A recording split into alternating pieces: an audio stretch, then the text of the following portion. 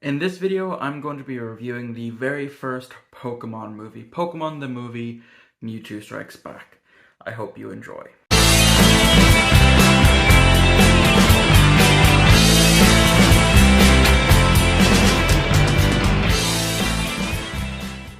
Okay, so I know a lot of people that are subscribed to me, aren't Pokemon fans, so they're not really going to get this review, or they might just watch it to see what I think of this movie and just go on their merry way, and that's fine.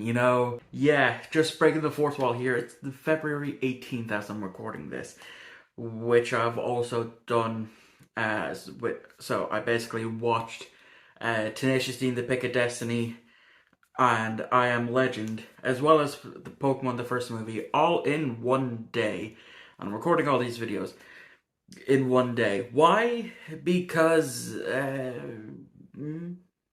the honest answer. Anyway, yeah, so I genuinely love this movie. I have watched it on repeat on both VHS tape and DVD so many times. So many times.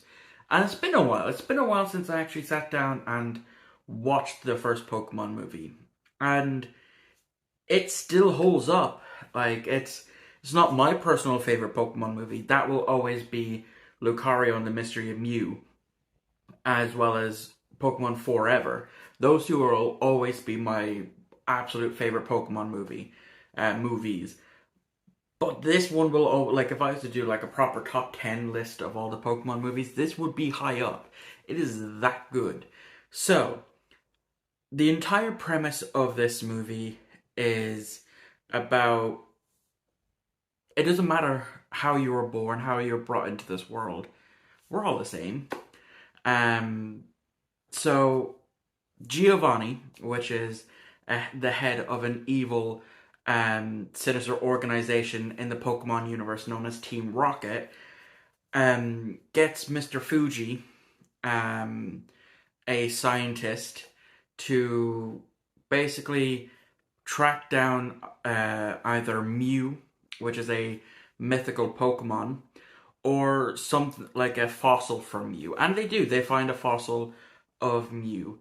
And then they take the DNA out of that and they clone it, but make it more powerful. Make it completely different to actual Mew. And they then dub this Mewtwo. They increase its psychic abilities, increase its psychic powers. All of its stats are a lot higher than it would have been if you just cloned regular Mew. And initially, Mewtwo doesn't awaken, and he forms a psychic link with other clones, like of Charmander, Bulbasaur, and Squirtle, the Kanto starters, as well as Dr. Fuji's deceased daughter. Um, they don't last long, except for Mewtwo. Mewtwo is the only survivor, and because of this traumatic experience of him witnessing his friends, the only people that he's ever known, disappear, they literally have to force Mewtwo to forget it. And then some time has passed, Mewtwo has grown up, and he breaks out and he kills everyone in that research lab. He kills everyone in that lab essentially because Mewtwo doesn't know what his purpose is. He doesn't know why he's here. That's one of the big questions Mewtwo always asks is, who am I? Who am I to be? Why am I here?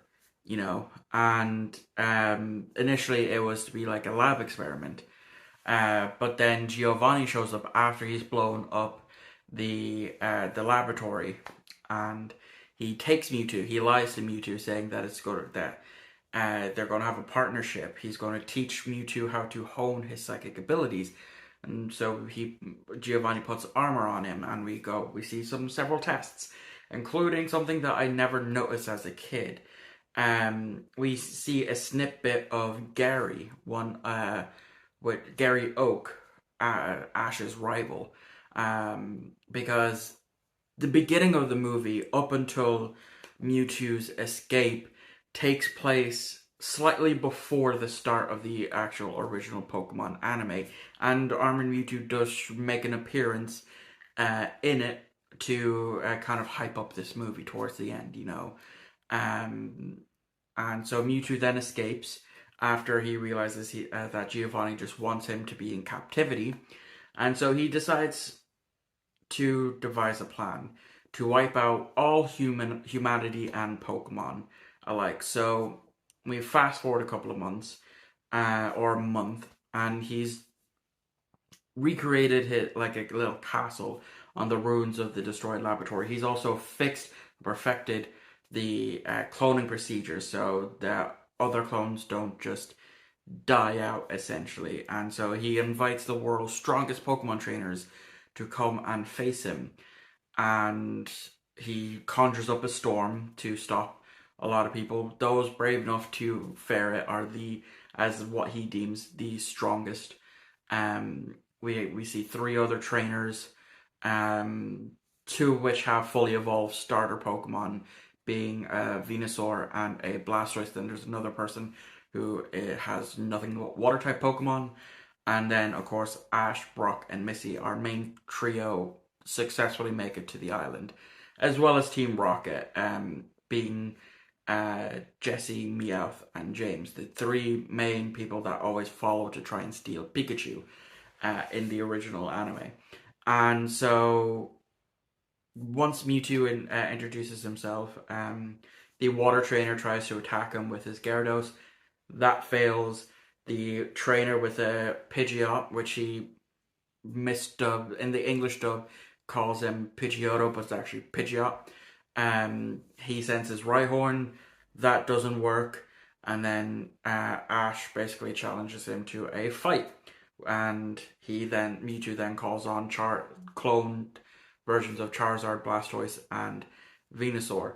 And so the other two with the fully evolved starters plus Ash, because Ash has technically all three starters, but only his Charizard is fully evolved. So they all have a battle, and they lose. And as a prize for Mewtwo, he's going to capture all their Pokemon and clone them, and keep the non-cloned Pokemon safe on the island. That doesn't go well with the others. They try to obviously stop that from happening, but they fail. And it's not until after Pikachu gets captured that Ash goes down and manages to retrieve all of those Pokemon after they got cloned. And so Mew then shows himself after Ash and all the non-cloned Pokemon show up. And then it's massive battle to the death, essentially. Clone versus non-clone Pokemon. Mew versus Mewtwo. And essentially Ash is trying to come down from a place that he got knocked to from, I believe, trying to go punch Mewtwo. No, that happened after. That happened before, I think. And so eventually all the other Pokemon, cloned and non-cloned, tire themselves out. And just as Mew and Mewtwo are about to do another beam clash with their moves, Ash runs out and gets in the middle of it. And then he dies. Or turns to stone. Essentially turns to stone. It does kill him, and it's the first time they've ever done that in the movies. And then after this, they'll do it so many times in every other Pokemon movie. If it's not Ash, it's Pikachu that dies and then gets magically brought back.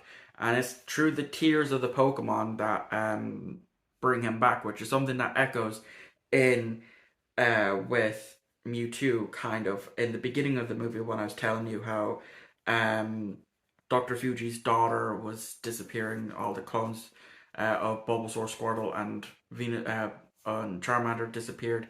Dr. Fuji's daughter says, the tears of a Pokemon. It said tears of a Pokemon have the ability to bring life, and that's what happens because with the clones and non-clones, all their tears bring back Ash, and that's what convinces Mewtwo to stop. And he says this iconic line, I see now the circumstances of one's birth are irrelevant. It's what you do with that gift of life determines who you are.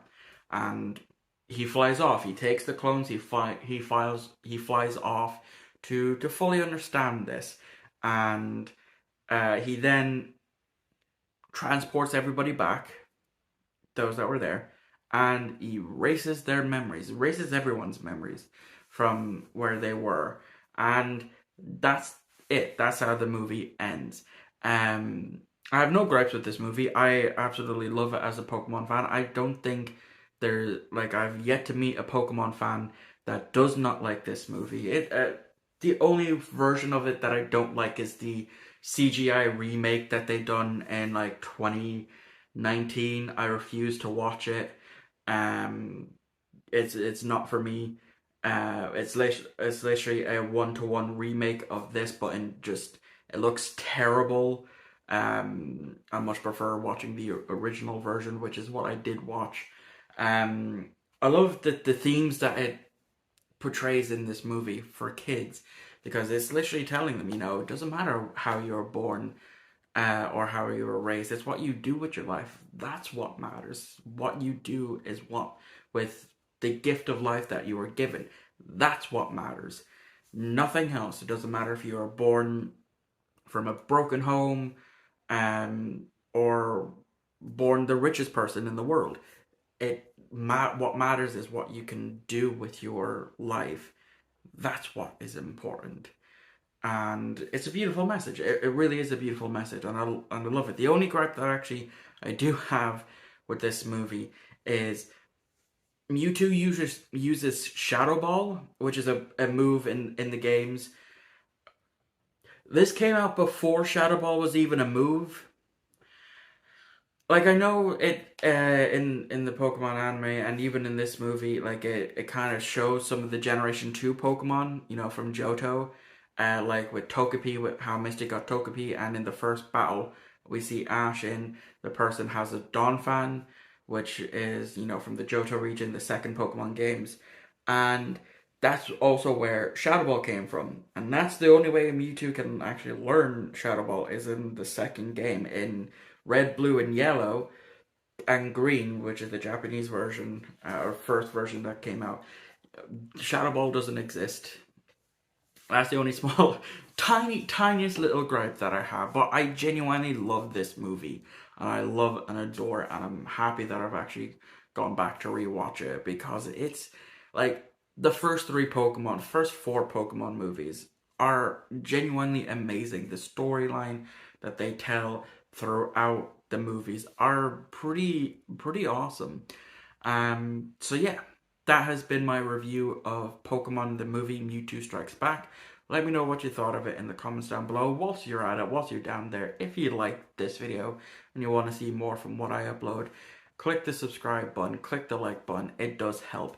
And yeah, that's going to do it for me. And I'll see you all on the next two uploads, which I believe is the next live DVD and Blu-ray hunting plus a pickups video, if my scheduling is correct. Anyway, thank you all for watching. I genuinely hope you enjoyed, and I'll see you all next time.